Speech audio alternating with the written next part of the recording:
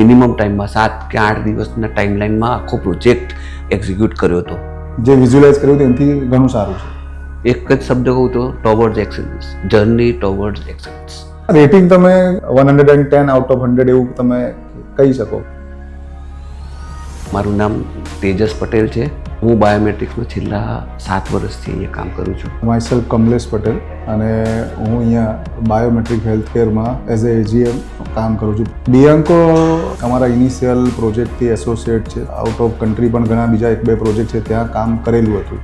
આ પ્રોજેક્ટ ચાલુ કર્યો આપણે 2023માં. વડોદરાનો સ્પેસ કહું તો આ અમારું લગભગ 625 × 2 એટલે 1250 સ્ક્વેર મીટરનો આખો એરિયા છે.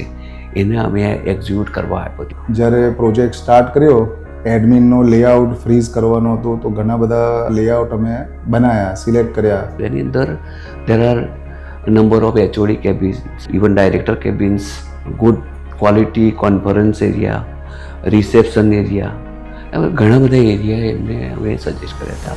અને એની આખી કલર થીમ એ બધું આઈડેન્ટિફાઈ કરીને પછી આને એક્ઝિક્યુટ કર્યું, અને they have executed as what we required. અમે જે રીતના ધાર્યું હતું એવું જ એમણે કરી આપ્યું. એટલે વી એપ્રિશિએટ. હવે ઘણીવાર શું થાય કે આપણે ફર્નિચર વિઝ્યુલાઇઝ કર્યું, નક્કી કર્યું, એમનું મટીરિયલ સિલેક્ટ કર્યું કે ભાઈ આ રીતનું બધું જોઈએ છે, પણ હવે અહીંયા સાઇટ પર જો કરીએ તો ઘણો ટાઈમ જાય, કારણ કે એ બધું સિરીઝમાં કામ થાય. પહેલાં ટાઇલ્સ વાળો એનું બધું ફ્લોરિંગનું કામ પતે, આ થાય, પછી બધું જ્યાં સુધી આ પાર્ટીશન ને બધું ના થાય ત્યાં સુધી ફર્નિચર તમે અહીંયા સ્ટાર્ટ ના કરી શકો, કાં તો બહુ બીજી સ્પેસ જોઈએ. એના કરતાં આ જે મોડ્યુલર ફર્નિચર છે એમને એમની સાઇટ પર બનાવીને તૈયાર કરીને આપ્યું, તો એ પેરેલલ એક્ટિવિટી થઈ ગઈ. તો જેવું અમારું આ ફ્લોરિંગનું કામ પત્યું ને એટલે તરત ઇમિડિયેટ આ આપી દીધું, સપ્લાય કરી દીધું.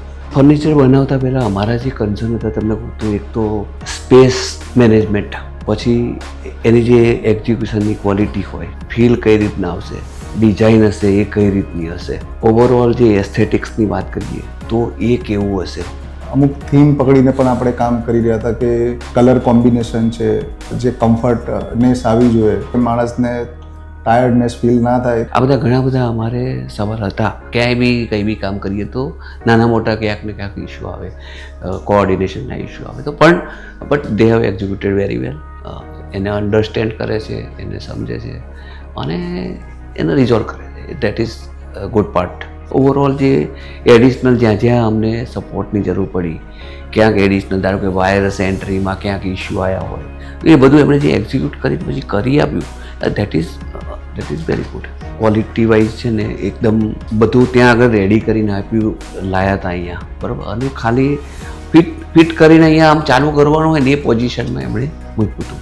અને ખૂબ જ સુંદર રીતે આપણને લગભગ તમને કહું તો મિનિમમ ટાઈમમાં 7 કે 8 દિવસના ટાઈમલાઈનમાં આખો પ્રોજેક્ટ મને ખ્યાલ છે ત્યાં સુધી એક્ઝિક્યુટ કર્યો હતો. ઓવરઓલ જે રિવ્યૂઝ છે બધા એમ્પ્લોયના એ ઘણા સારા છે. ઓવરઓલ જે એસ્થેટિક્સ છે તમે બી જોયું હશે કે એવરીવન લાઈક, અને ઓવરઓલ વેરી ગુડ એક્ઝિક્યુશન. એક જ શબ્દ કહું તો ટોવર્ડ્સ એક્સલન્સ, જર્ની ટોવર્ડ્સ એક્સલન્સ. જે વિઝ્યુલાઇઝ કર્યું તેનાથી ઘણું સારું છે. એમનું કામ તો એક્સેલન્ટ છે, એક્સપેક્ટેશનને મીટ કર્યું છે એમને. રેટિંગ તમે 110 આઉટ ઓફ 100 એવું તમે કહી શકો?